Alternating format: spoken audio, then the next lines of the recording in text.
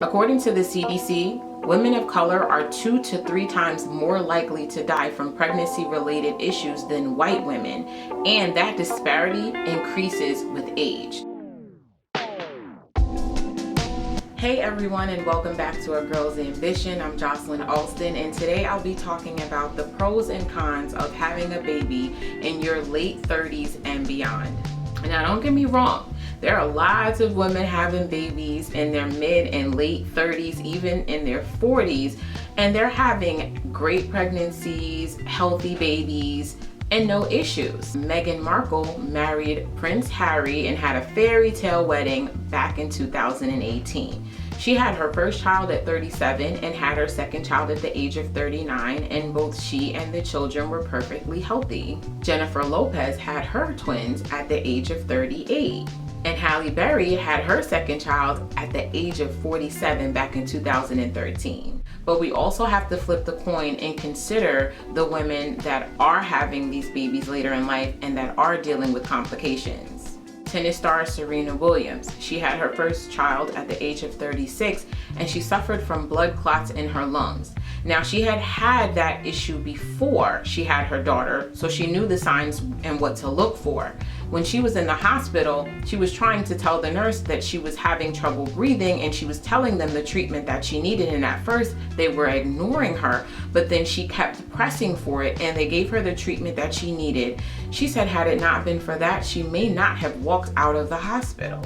Grammy Award-winning singer Stephanie Mills had her first child at the age of 45, and when she was pregnant, she was advised to abort her child because the child would have Down syndrome, but Stephanie Mills didn't care. She said, "I don't care if this baby's gonna be born with one eye, I'm having this baby." And he was born, and he even became an author last year. Despite his disability, he's still doing well. Another Black woman by the name of Shailene Irving was 36 when she had her first child. Now, she was an epidemiologist for the CDC, so she had a great job. And after she had the baby, she was released, and a few weeks later, she passed away due to complications from hypertension. For both Serena Williams and Shailene Irving, they both had pre-existing conditions. If you have a pre-existing condition, that's something that you definitely want to consider talking to a healthcare provider about if you are deciding to have a baby later in life. According to the CDC, women of color are 2 to 3 times more likely to die from pregnancy-related issues than white women, and that disparity increases with age. Please make sure you're going to the doctor, you're getting your regular checkups, and it's very important that you also take care of yourself. Things like smoking or being overweight or being underweight, all of these things play a role in you conceiving and having a healthy baby and pregnancy. And the older you get, these risks continually increase. If you are in your mid to late 30s and you do want to have kids but you've been putting it off, there are some things that you might want to consider. That may include, finances, your career, childcare, and other responsibilities that you might have, and how having a child might play into those responsibilities or how it would affect you. The first thing you might want to consider are your finances. Yes, it's true that for most women, they are more financially stable the older that they get, and some women prefer to wait until they feel that they're more financially stable. But consider how waiting will affect your finances.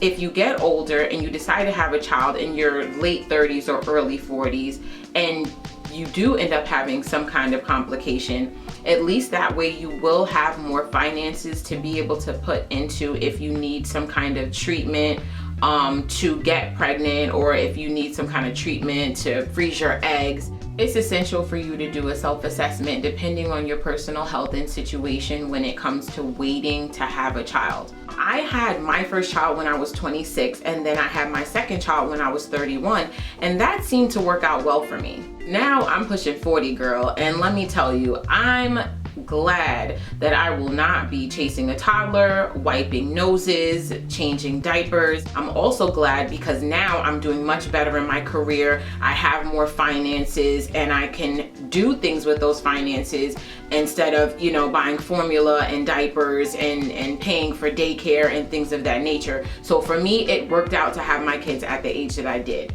Comment below if you have any questions about the information that I shared. There's also a link in the description box below of an article that I wrote that goes more into depth on the topic. Thank you so much for watching. Please like, share, and subscribe, and I'll see you next time in the next video.